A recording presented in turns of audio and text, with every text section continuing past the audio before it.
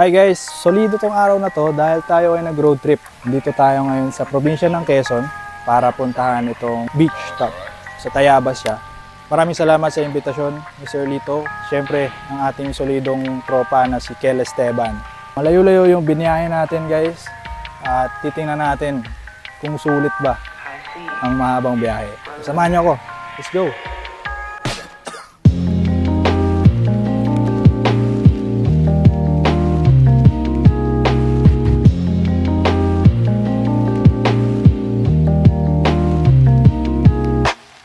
So yan guys, pagpasok nyo, kung makikita nyo, may 3 kubo and then mayroong puting bagay na yan. So ano nga ba yan? Mamaya pupuntahan natin yan, check natin yung first ever geodesic dome around South area. So, tingnan natin. Nasa Barangay Canlurang, Kalutan pala tayo. No? And itong nakikita nyo, yan yung Tayabas Bay. So itong lugar natin ay overlooking dyan sa Tayabas Bay. Tara, punta pa tayo para makita natin. So yun guys, ito yung 3 kubo. Kubo 1, 2, and 3. Meron ding mga upuan dito. Parang sarap mag-relax dito, no? Parang presko. Presko yung pakiramdam. Meron pang table and bench. Ito na yung main attraction nila guys, no? Yung the dome. Geodesic dome. Sa labas pa lang, makikita nyo na aircon na siya. Itong part na to, nakaka-curious ko ano yan, no? Pero tingnan natin mamaya, pasok sa loob. Tingnan nyo yung view.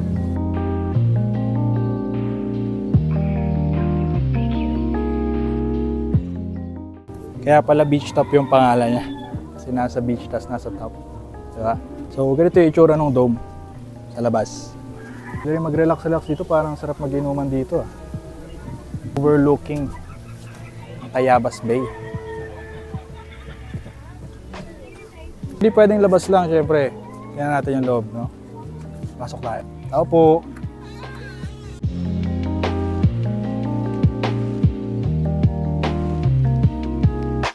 Pala yung geodesic dome, no? So, even yung temperature niya throughout the dome. So, design talaga siya sa ganun. Ito guys, pag binuksan nyo to, maganda yung view. Iyon, no?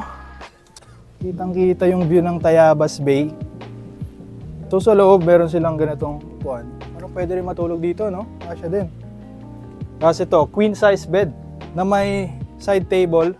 Tapos grabe yung likod, no? Parang bamboo organ yan, ah. Sarap matulog. Uy, nandiyan ka pala, idol!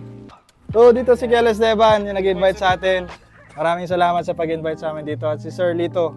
Pass, no? Tapos dito sa si Miss Mads. Yeah, thank you so much. Enjoy your stay. Beach shop. So, by the way guys, syempre, may aircon dito sa dome. At may ref din sila, no?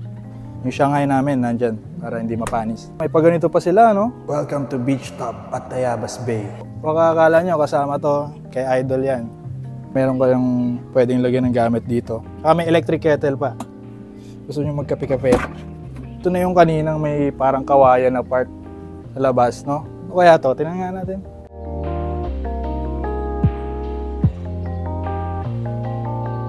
Yung CR nila guys, no? Yung may ilaw, may saksakan din. Sink, faucet, may bidet. So ayos dito. Yung shower head nila, rainfall type siya. Sarap maligo niyan pag ganyan yung shower. Tapos nyo, tapos medyo tinatamad kayo, pindutin nyo lang to. Lalabas yun. Hugas at malinis na.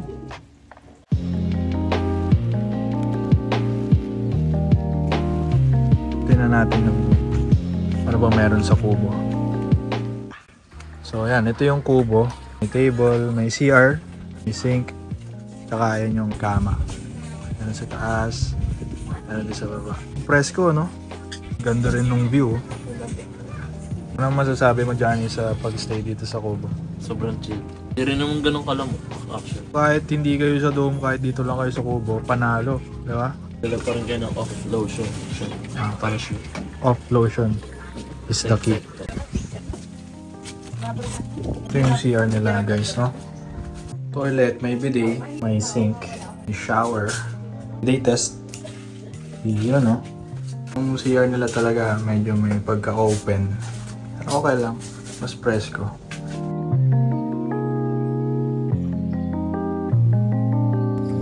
Ayun, time check. It's sunset time.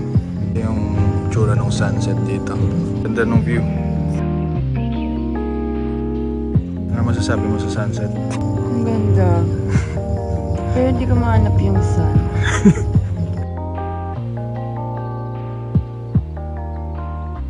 Wake up early tomorrow. Ang ganda. Sobrang chill dito, no? Hindi masyado malamig, hindi masyado mainit. Sakto lang. Di ba? Ang sarap ng hampas ng hangin. Presko. Siguro dahil nasa taas tayo ng hill. Nasa beach top.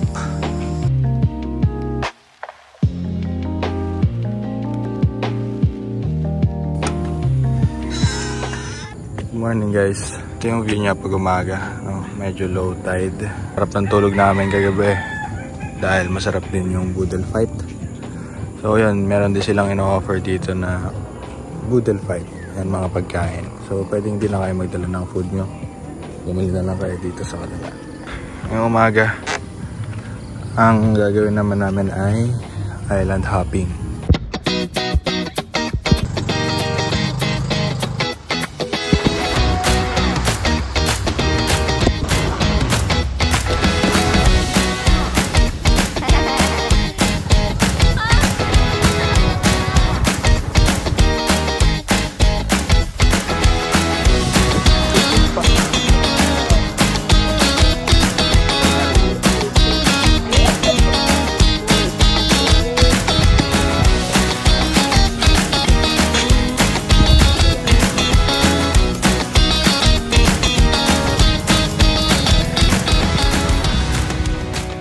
Hi guys, so yun, kakabalik lang namin galing island hopping. So yung first island, hindi masyadong okay yung kanilang beach, no? Pero meron namang mga lugar kung saan pwede mag-set up ng tents, hammock, and mga kainan, mga mini kubo.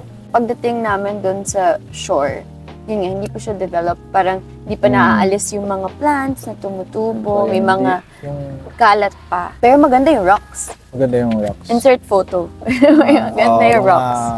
Picturesque, mga pang Instagram. Rocks, Instagram, yan. So okay doon, ang tip lang namin sa inyo, ibaon kayo ng food. Yeah. Hindi pa kami nag-breakfast, 7:30 kami umalis. Nagutom kami kasi the boat ride going there is around 50 minutes. Not sure if palaging 50 minutes, pero sa case namin, today, sa ganitong weather, medyo naka 50 maalon. minutes yung boat ride, nagutom kami and walang mabilhan na food doon.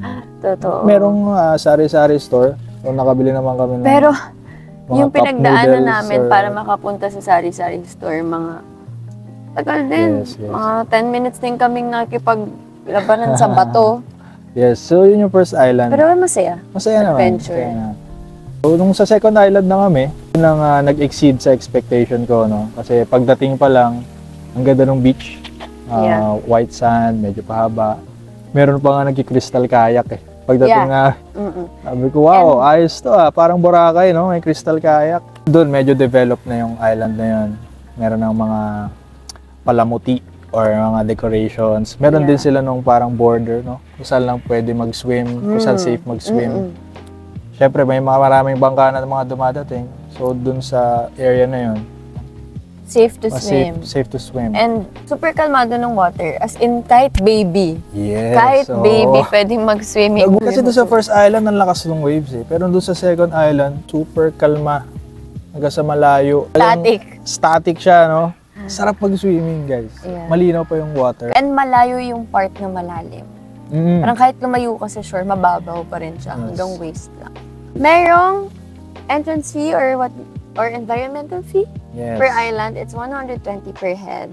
From here sa beach top, no? Kung ayaw nyo na mag-boat ride or what, meron din naman beach eh. Pagbaba nyo, mabilis lang, wala pang 2 minutes.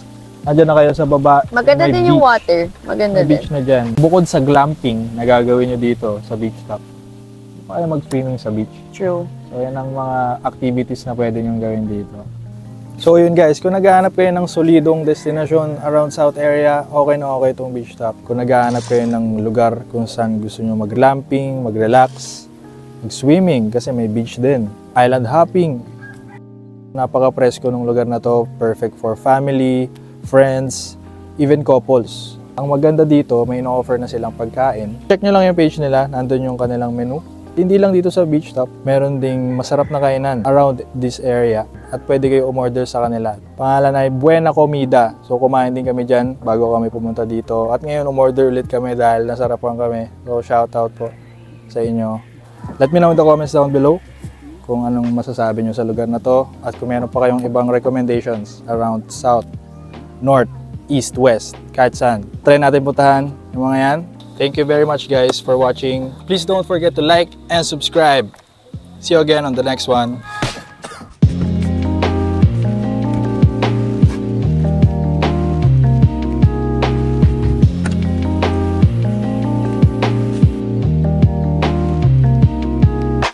Anong island po yung mga pupuntahan? Here po.